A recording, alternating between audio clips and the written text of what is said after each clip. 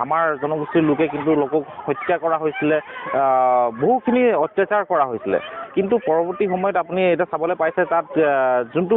যাৰ নেতৃত্বত এইবিলাক হৈছিলে, নেতৃত্বত বুলি নকওঁ, যাৰ যোনখন চৰকাৰ আছিলে, কিন্তু সেই চৰকাৰখন আমি কিন্তু চাহ জনগোষ্ঠীৰ ৰাইজৰ সহযোগতে ক'ব পাৰিব। কিন্তু তাত কিন্তু এই চৰকাৰখন সলনি কৰা হ'ল বৰ্তমান, আৰু এই সলনি কৰা হৈছে একমাত্ৰ কাৰণ সেইটোৱে যে আমি সেই BTR অঞ্চলতো আমি কিন্তু পৰিৱৰ্তন বিচাৰিছোঁ। যেতিয়া সংগঠন থাকে এইসকল নেতাসকলে মাত মাতি যায় নিজৰ জনগোষ্ঠীটোৰ সমস্যাৰ বিষয়ে, কিন্তু যেতিয়া সংগঠনৰ ত্যাগ কৰি পেলাই যেতিয়া ৰাজনৈতিক দলত যায়, মই ভাবোঁ এই জনগোষ্ঠীটোৰ স্বাৰ্থত যিসকলে মাত মাতি আছিলে বা এই জনগোষ্ঠীটোৰ যোনটো মানে দৰদী, সেই দৰদী মই ভাবোঁ ৰাজনৈতিক দলত যোৱাৰ পাছৰ পৰা কিন্তু সিহঁতি একেবাৰে শেষ কৰি পেলায়। আৰু তাৰ মতে যোনটো অৰিজিন ষ্টেট যোনটো ঝাৰখণ্ড উৰিষ্যা, তাত আপোনাৰ SC আছে। কিন্তু চৰকাৰক কিন্তু এই শেষতে এটা কথা ক'ব বিচাৰিছোঁ যে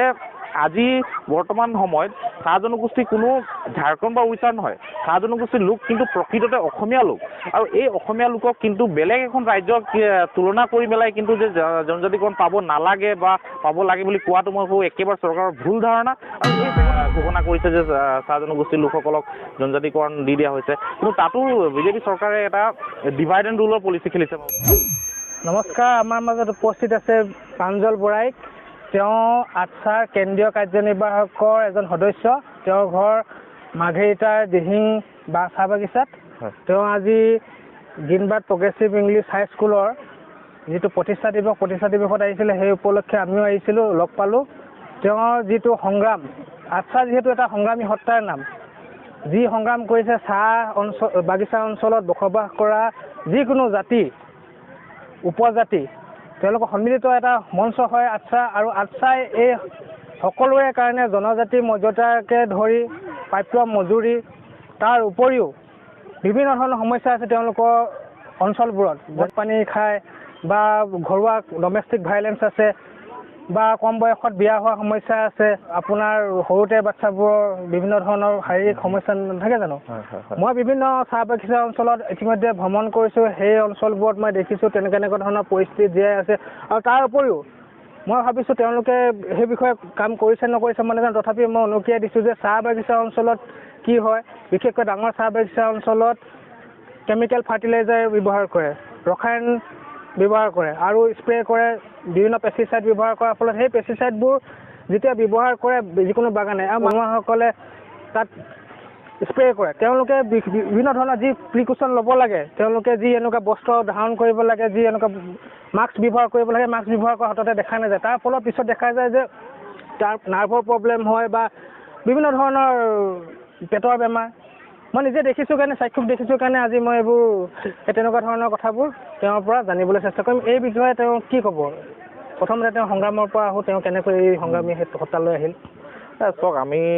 যেতিয়া স্কুলত পঢ়ি থাকোঁ সেই সময়তে যোনটো জনগোষ্ঠী, চাহ জনগোষ্ঠী এটা হ'ল একেবাৰে পিছপৰা জনগোষ্ঠী। অকল অসমৰ ভিতৰত নহয়, যদি আমি ভাৰতৰ ভিতৰতে যদি ক'ব পাৰোঁ, এইটো একেবাৰে পিছপৰা জনগোষ্ঠী। আৰু যোনটো বিশেষকৈ চাহ বাগিচা অঞ্চলত যদি আমি কথা কওঁ, চাহ বাগিচা যোনটো আমি কওঁ বণ্ডেড লেবাৰ, যোনটো নেকি যোনটো শব্দ হয়তো চৰকাৰখনে মানিবলৈ কিন্তু নামানে। কিন্তু কথাটো হ'ল যি ধৰণে এটা চাহ বাগিচাতে সকলো শ্ৰমিকক যি ধৰণে ৰখা হয়, সেইটো মই ভাবোঁ এক প্ৰকাৰে এটা বণ্ডেড লেবাৰ। আৰু ইয়াৰ যোনটো আমি যেতিয়া পঢ়ি শুনি যেতিয়া ওলাই আহিছোঁ, আমি যেতিয়া পঢ়া শুনা কৰিছোঁ, আমি নিজে চকুৰে চাবলৈ পাইছোঁ যোন নেকি কষ্ট, যি ধৰণে কষ্ট কৰে বাগিচাত, যি ধৰণে আমাৰ শ্ৰমিকসকলে যি ধৰণে কষ্ট কৰে, সেই কষ্টৰ কিন্তু ইমান বছৰ আজি স্বাধীনতা লাভ কৰাৰ পাছত, ইমান বছৰৰ পাছত কিন্তু যিমানখিনি চৰকাৰ আহিছে, আমি চাইছোঁ যে একমাত্ৰ ৰাজনৈতিক লাভালাভৰ কাৰণেহে এই জনগোষ্ঠীটো কিন্তু ব্যৱহাৰহে কৰি আহিছে। কিন্তু প্ৰকৃত ৰূপে যদি সেই জনগোষ্ঠীটোৰ উন্নতিৰ হকে বা এই জনগোষ্ঠীটোৰ স্বাৰ্থত কিন্তু কাম কৰিব পৰা আমি দেখা নাই। আৰু সেই যেতিয়া আমি চাবলৈ পাইছোঁ, এই জনগোষ্ঠীটোৰ হকে মাত মাতি অহা একমাত্ৰ সংগঠনটো হৈছে, এইটো হৈছে অসম ছাত্ৰ সন্থা, যোনটো নেকি 1947 চনত যোনটো দেশ স্বাধীন হোৱা প্ৰায় কেইটামান মাহৰ পিছত, ডিচেম্বৰ মাহত দেশ স্বাধীন হ'ল আমাৰ 1947 15 আগষ্ট যেতিয়া স্বাধীন হৈছে, তাৰ কেইটামান মাহৰ পাছতে 28 ডিচেম্বৰ 1947 এই সংগঠনখন জন্ম হৈছে। আৰু এই সংগঠনৰ জন্ম দিয়া কেইজনমান মহান ব্যক্তিসকলৰ নাম ল'ব লাগিব। প্ৰয়াত সন্তোষ কুমাৰ তপনৰ, চাইমন সিং হৰদেৱৰ, তেখেতসকলৰ নেতৃত্বত এই সংগঠন জন্ম হৈছে। আৰু এই সংগঠনৰ বিষয়ে যেতিয়া আমি জানিবলৈ পাইছোঁ, এই সংগঠনৰ ওপৰত আমি আকৰ্ষিত হৈছোঁ আৰু এই সংগঠনত আমি আমাৰ লগৰ বন্ধু যিমান আছিলে আমি সকলোৱে স্কুলৰ পৰাই কিন্তু আমি এই সংগঠনৰ লগত জড়িত হৈ পৰিছোঁ আৰু বিশেষকৈ আপুনি যিটো কৈছে চাহ জনগোষ্ঠীৰ সমস্যাৰ কথা এজন ভাল মানুহ এজনে কৈছিলে মই আপোনালোকে এই চেগতে ক'ব বিচাৰিছোঁ যে এই জনগোষ্ঠীৰ সমস্যা ইমানেই সমস্যা আছে যে আমি যদি সকলো সমস্যাখিনি আমি যদি ক'বলৈ যাওঁ মই ভাবোঁ এটা দিন হয়তো কম হৈ যাব ইমানেই সমস্যা আছে কিন্তু আৰু আমি চাহজনী ছাত্ৰ সন্থাৰ এজন প্ৰতিনিধি হিচাপে আমি যেতিয়া চাবলৈ পাইছোঁ এই সমস্যাখিনি অকল সমস্যাখিনিক ব্যৱহাৰ কৰিহে এচাম লোকে বা এচাম ৰাজনৈতিক দলসকলে কিন্তু নিজৰ ৰাজনৈতিক মুনাফাহে আদায় কৰি আহিছে যাৰ ফলস্বৰূপে আপোনালোকে চাবলৈ পাইছে আমাৰ সংগঠনৰে মজিয়াৰ পৰা বহু নেতা হয়তো ৰাজনৈতিক দলত গৈ পেলাই মন্ত্ৰী হ'ল বিধায়ক হ'ল কিন্তু যেতিয়া সংগঠনত থাকে এইসকল নেতাসকলে মাত মাতি যায় নিজৰ জনগোষ্ঠীটোৰ সমস্যাৰ বিষয়ে কিন্তু যেতিয়া সংগঠনত ত্যাগ কৰি পেলাই যেতিয়া ৰাজনৈতিক দলত যায় মই ভাবোঁ এই জনগোষ্ঠীটোৰ স্বাৰ্থত যিসকলে মাত মাতি আছিলে বা এই জনগোষ্ঠীটোৰ যোনটো মানে দৰদী সেই দৰদী মই ভাবোঁ ৰাজনৈতিক দলত যোৱাৰ পাছৰ পৰা কিন্তু সিহঁতি একেবাৰে শেষ কৰি পেলায় আৰু সেইকাৰণে মই ভাবোঁ এই জনগোষ্ঠীটোৰ বৰ্তমান পৰ্যায়তো এইটো অৱস্থাত আজিলৈকে আছে এতিয়া কথাটো হ'ল মই স্বাস্থ্যৰ কথাটো আহোঁ আপোনালোকে যে বাগানবোৰত যে কেমিকেল ব্যৱহাৰ কৰে তাৰ ফলত স্বাস্থ্যৰ সমস্যা দেখা দিয়ে মহিলাসকলৰ বিশেষকৈ পুৰুষসকলৰ আৰু তাত বিভিন্ন ধৰণৰ সমস্যা আছে সমস্যাবোৰ সমাধানৰ ক্ষেত্ৰত আপোনালোকৰ পদক্ষেপবোৰ কি আছে আজিলৈকে হয় আমি আশাৰ জন্মলগ্নৰ পৰা আমি বহু ধৰণে কাৰ্যসূচী এনেকৈ লৈছোঁ যেনেকৈ যিখিনি আপুনি স্বাস্থ্যৰ ওপৰত যদি কথা কওঁ আমি বহু বাগিচাত কিন্তু আৰ্টছাই ফ্ৰী মেডিকেল কেম্প বহাইছে বহু বাগিচাত আৰ্টছাই লাইনে গৈ পেলাই সজাগতা সভা পাতিছে কিন্তু আমাৰ প্ৰত্যেকজন কৰ্মী আৰ্টছাৰ প্ৰত্যেকজন কৰ্মী এই জনগোষ্ঠীটো উত্তৰণৰ কাৰণে লাগি আছে আৰু বহু ধৰণে এনেকুৱা কাৰ্যসূচী নিজৰ হাতত লৈছে যেনেধৰণে আপোনাৰ ধৰি লওক বহুখিনি বাগিচাত আগত আপোনাৰ সৰু কথা এটা কওঁ বহুখিনি বাগিচাত কি হৈছিলে আগত পানীৰ লগত নিমখ দিয়া হৈছিলে নিমখ দিয়াৰ কাৰণে আৰু এই নিমখটো যোনটো চল্ট আমি ইউজ কৰোঁ সেই চল্টটো মানে একেবাৰে মানে কম কোৱালিটিৰ যোনটো চল্ট এইবিলাক ব্যৱহাৰ কৰিছে কিন্তু আৰ্টছাৰ আন্দোলনৰ ফলত বা আৰ্টছাৰ সজাগতাৰ ফলত কিন্তু এতিয়া প্ৰায়খিনি বাগিচাত এই চল্ট যোনটো হয় এই চল্টবিলাক খোৱা বন্ধ কৰা হৈছে পানীৰো ব্যৱহাৰ যোনটো বিশিষ্ট পানী খোৱা হৈছে এটা ভাল পানী খোৱা হৈছে বা খাদ্যৰ যোনটো কোৱালিটি যোনটো এইবিলাক কিন্তু অলপ হ'লেও আগৰ তুলনাত হৈ কওঁ আৰ্টছাৰ সজাগতাৰ ফলত কিন্তু এইবিলাক এতিয়া অলপ চেঞ্জ হৈছে বুলি আমি ভাবোঁ আৰু এতিয়া কথালৈ আহোঁ সামাজিক সমস্যাটো আপোনালোকৰ বহুত আছে বুলি ক'লে সেই সমস্যাবোৰ কৈ থাকিলে হয়তো অন্ত নপৰিব সমস্যা সমাধানৰ ক্ষেত্ৰত আপোনালোকে যি পদক্ষেপ লৈছে তাক আমি আদৰণি জনাইছোঁ বিশেষকৈ মোৰ ফালৰ পৰা ধন্যবাদ থাকিল যে আপোনালোকে তেনেকুৱা ধৰণৰ কাম কৰিবলৈ মানে প্ৰথমৰ পৰা যত্নপৰ হৈছে এতিয়া কথাটো আহোঁ যে চাহ জনজাতি তেওঁলোক আহিলে বিভিন্ন অঞ্চলৰ পৰা অসমলৈ আহিছে আৰু অহাৰ পিছত তেওঁলোকে যিখিনি নিজৰ অঞ্চলত যিটো সুবিধা পাই আছে যেনেকৈ এতিয়া আপোনাৰ উৰিষ্যাত হওক বা ঝাৰখণ্ডত হওক উৰিষ্যাত কিছুমান জনজাতি আপোনাৰ চাহ জনজাতিৰ ভিতৰত যিখিনি জনজাতি আছে সিহঁতি ST হয় বা SC হয় কিন্তু ইয়াত আপোনালোকৰ সেই তেনেকুৱা মৰ্যাদা একে ধৰণৰ মানুহ একে ধৰণৰ কালচাৰ লৈ আছে কিন্তু চৰকাৰে সেইটো ক্ষেত্ৰত ST কৰণৰ ক্ষেত্ৰত পদক্ষেপ লোৱা নাই আপোনালোকে এইটো ক্ষেত্ৰত ST কৰণৰ ক্ষেত্ৰতো লাগি আছে যাতে মানে লোকসকলে মানে বিশেষভাৱে আগবাঢ়ি যায় তো এই ক্ষেত্ৰত আপোনালোকৰ যিটো আন্দোলন চলি আছে সেই আন্দোলনটো কিমান চনৰ পৰা হৈছে আপুনি জনাত আৰু কেনেধৰণে আগবাঢ়িছে বৰ্তমান যোনটো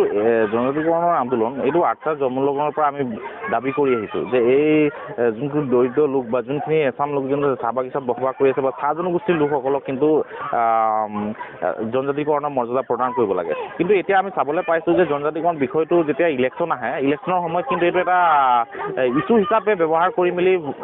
চৰকাৰে ভোট আদায় কৰে আৰু যেনেকৈ ধৰণে আপোনালোকে চাব ইতিমধ্যে গম পাইছে যে বিজেপি চৰকাৰখনে বহুত ঘোষণা কৰিছে যে চাহ জনগোষ্ঠীৰ লোকসকলক জনজাতিকৰণ দি দিয়া হৈছে কিন্তু তাতো বিজেপি চৰকাৰে এটা ডিভাইড এণ্ড ৰুলৰ পলিচি খেলিছে মই ভাবোঁ কাৰণ আপোনালোকে চাব চাহ জনগোষ্ঠীৰ ভিতৰত 108টাকে ওপৰত জাতি আছে কিন্তু তাৰ ভিতৰত মাত্ৰ 36টাকহে জনজাতিকৰণ মৰ্যাদা দিয়া হ'ব বুলি চৰকাৰখনে ঘোষণা কৰিছে আৰু 36টা দিয়াৰ কাৰণ সেইটোৱে কৈছে যে তেখেতসকলে যোনটো তেখেতৰ মানে চৰকাৰৰ মতে যোনটো অৰিজিন ষ্টেট কৈছে যোনটো ঝাৰখণ্ড উৰিষ্যা তাত তেওঁলোকৰ ST আছে কিন্তু চৰকাৰক কিন্তু এই চেগতে এটা কথা ক'ব বিচাৰিছোঁ যে আজি বৰ্তমান সময়ত চাহ জনগোষ্ঠী কোনো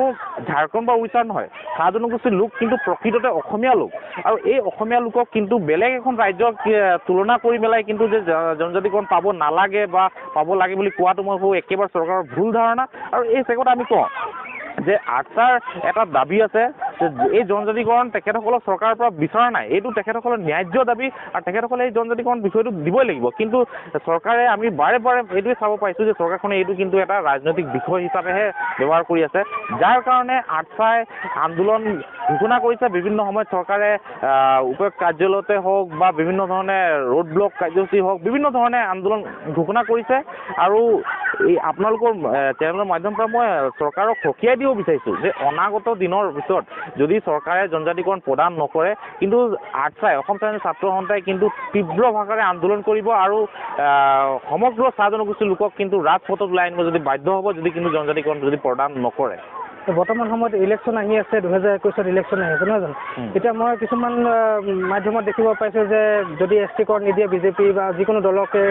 বৰ্জন কৰিম বুলি, ভোট বৰ্জন কৰিম বুলি এটা সংকাৰ দিয়া হৈছে, সেইটো ক্ষেত্ৰত আপুনি কি ক'ব? নাই এইটো স্পষ্ট কথা। আমাৰ ইতিমধ্যে আমাৰ সভাপতি সন্মানীয় ধীৰাজ গোৱালা ডাঙৰীয়াই এটা কথা স্পষ্ট কৰিছে, যদি ইলেকশ্যনৰ আগে আগে যদি এইখিনি সমস্যা বিশেষকৈ জনজাতিকৰণ সমস্যা যদি তেখেতসকলে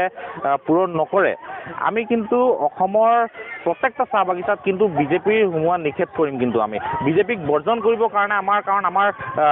প্ৰত্যেকটা চাহ বাগিচাত আমাৰ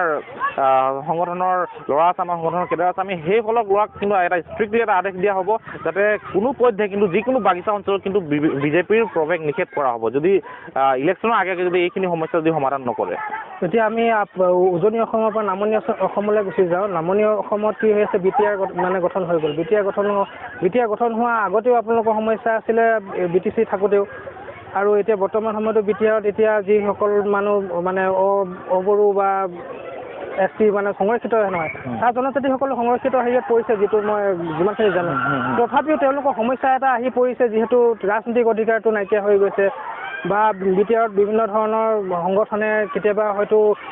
নিৰীহ মানুহক, চাহ জনজাতি মানুহক হত্যাও কৰিছে। এই বিষয়ে আপুনি যদি কিবা জ্ঞাত, সেই বিষয়ে আপোনালোকৰ আটচাৰ নামনি অসমৰ পদক্ষেপবোৰ বিষয়ে যদি জানে আমাক জনাওকচোন। হয়, এইটো আপুনি ঠিক কৈছে। BTR যদি আমি যদি কথা কওঁ, তাত বিভিন্ন ধৰণে সমস্যাৰ পৰা আৰু বিভিন্ন আমাৰ জনগোষ্ঠীৰ লোকে কিন্তু লোকক হত্যা কৰা হৈছিলে,